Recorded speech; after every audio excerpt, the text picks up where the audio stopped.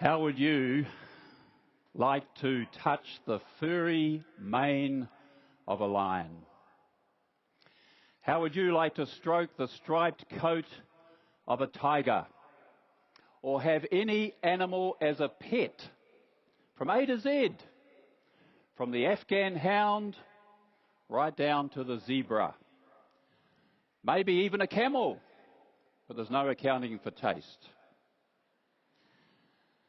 Children, what is your favourite animal? Maybe during this particular part of our symposium, you might like to draw your favourite animal.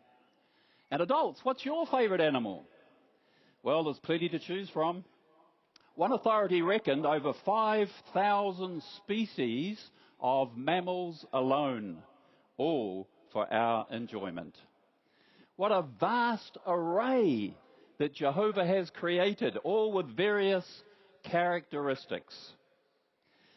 And just think, even though they don't possess free will, animals do reflect aspects of Jehovah's marvellous personality. Do you think that we think about that enough? That animals do reflect part of Jehovah's personality? You know, one report said this: it is the raising of their young that mammals reveal their greatest attribute, their tremendous capacity for warm affection. Now, Jesus Christ once said, "Observe intently the birds of the heaven." Do you think we could do the same with animals? Well, of course we can. By observing intently, we find real enjoyment, true. But here's the point, brothers and sisters. We can also learn much about our loving Creator. It's well put in the book of Job. I'll just quote these verses to you. Job chapter 12, verses 7 through 9, where Job said, "However, ask please the animals, and they will instruct you. Also the birds of the heavens, and they will tell you. And the fish of the sea will declare it to you.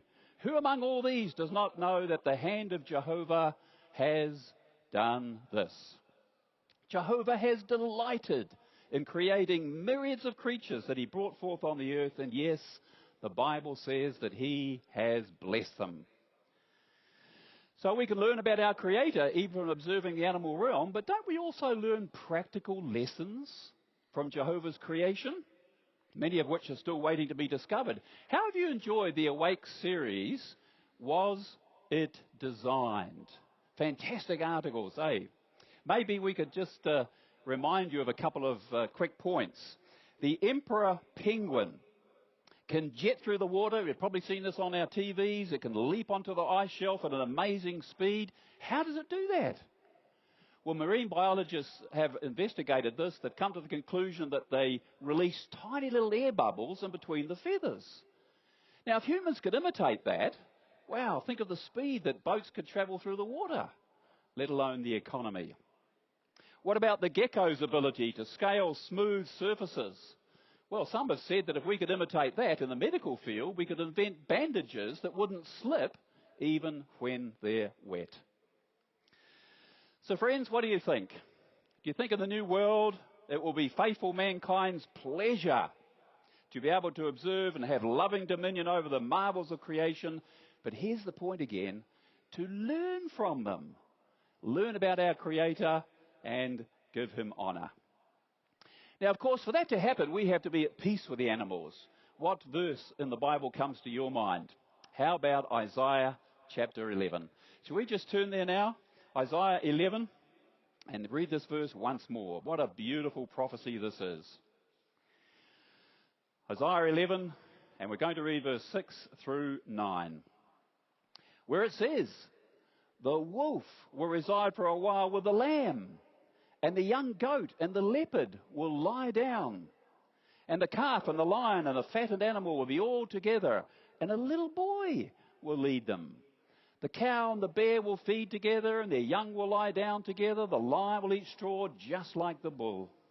The nursing child will play over the lair of a cobra, and the weaned child will put his hand over the den of a poisonous snake. They will not cause any harm or any ruin in all my holy mountain, because the earth will certainly be filled with the knowledge of Jehovah as the waters cover the sea. What a marvelous prophecy that is. Good to meditate on these prophecies so they get right down into our heart. When can we do that? Take time to meditate on these things. Well, we can do that at any time, can't we? To emphasise that, we're going to note a following demonstration in which an elder is reflecting on these sorts of prophecies with a preteen youth, even after a congregation meeting. Andre, I'm really glad to hear that things are going well in your biology class and you've been able to witness to some of your classmates. Talking about Jehovah's creation is a fine way to teach others about God's love for mankind. It was not as hard as I thought it would be, Brother Dean. The articles on the last page of Awake, called Was It Designed?, made it really easy to start conversation. You know, each time I see those articles, I can't help but think about our video, The Wonders of Creation Reveal God's Glory. Really? Why is that? Well, in the video, there's a scene depicting the new world, and in it, there's somebody patting a lion.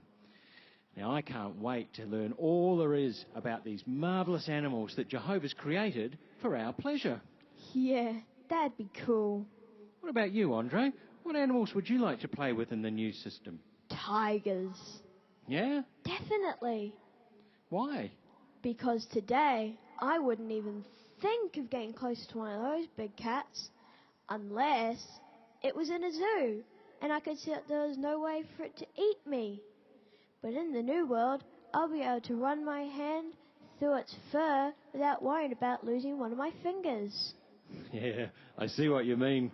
Being able to pat a tiger without being afraid, now that would be amazing. Well, what about you, Brother Dean? Which animal do you look forward to playing with? Well, we'd have to travel some distance to see these animals, but I'd love to play with a gorilla. Maybe we could both beat our chests in fun. I love it. Very nice.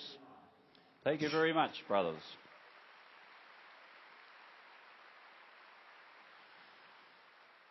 So, friends, we have much to look forward to, don't we, in the new world when harmony with the animals is restored.